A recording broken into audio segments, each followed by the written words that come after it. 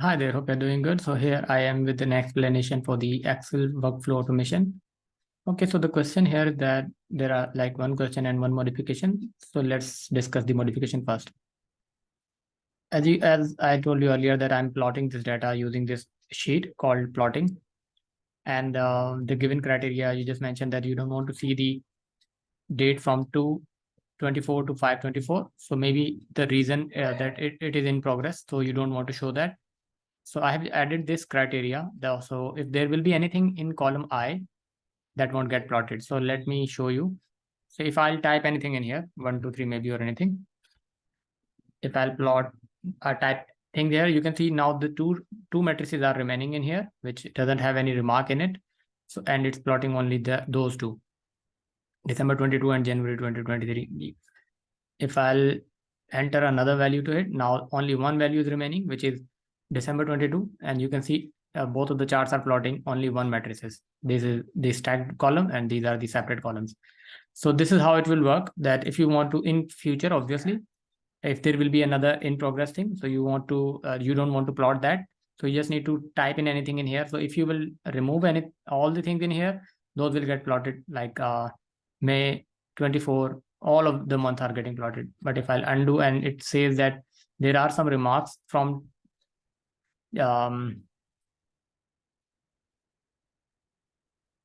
it's I guess January to March, January to April, May.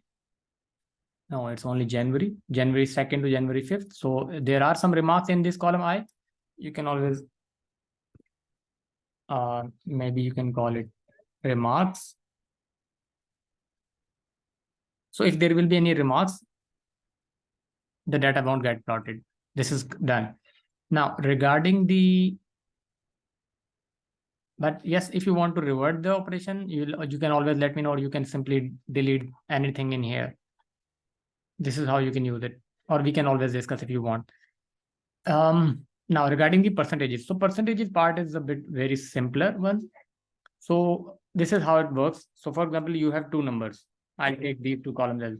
So I'll take this one as 10 and this one as 90. All right. So let me try explaining the numbers in here. So let's consider we have a total of 100. One number is 10 and the other one is 90. Let's make it. Yeah. Okay. Let's try this. So what I will do, I will divide this number by the total of these two, this plus this. So now I'm dividing B25, which is the blue cell, by the total of B25 and C25, like both of the numbers.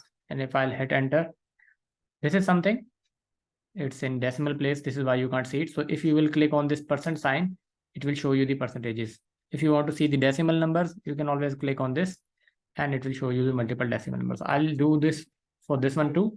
So I'll divide this one by the sum of both of these, this plus this. And I'll hit enter. Now again, I'll click on the percent sign and two decimals so that I can see two decimal places in here.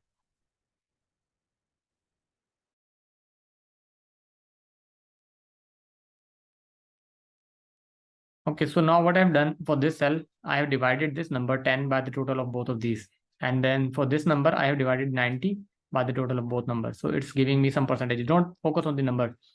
So I'm just telling the method how you can calculate the. I'm sure that you must know it, but I'm just repeating it. So if I'll say, okay, no, this number was 40 and this number was 60. So you can see it's showing the percentages for 40 and 60. And if I'll make it 20 and keep this other one 60, so it means the total for the total of both these number is 80.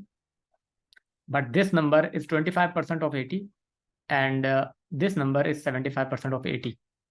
This is how you calculate the percentage.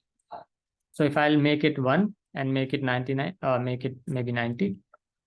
So here you will see this number is 1.1% of the 91, which is the total of both of these numbers. And the major part for the 91, like 90 is 98.9% of 91.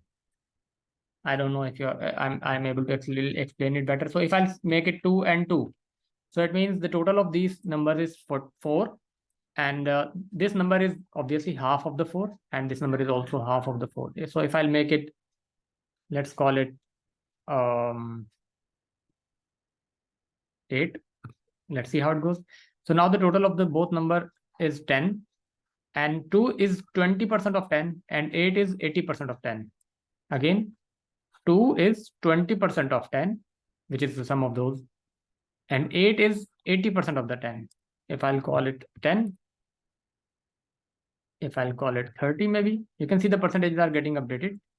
And maybe if I'll call it 1. Now what happens? So it says that the total of both of these numbers is 3. 2 is 66.67% of 3, whereas 1 is 33.3% of the total of these two numbers. So this is how you calculate the percentages, and this is exactly what's happening in here. So we are dividing the electronic percentage, like we are getting the percentage out of these two numbers. So the total of these numbers, the electronic and the paper mail, is 703, whereas 99 is 14% of 703, and 604 is 85.92% of the total of these. So this is how it works. I hope this explains.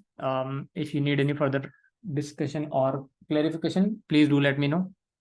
I'll be there for the any further help should you require. Thank you.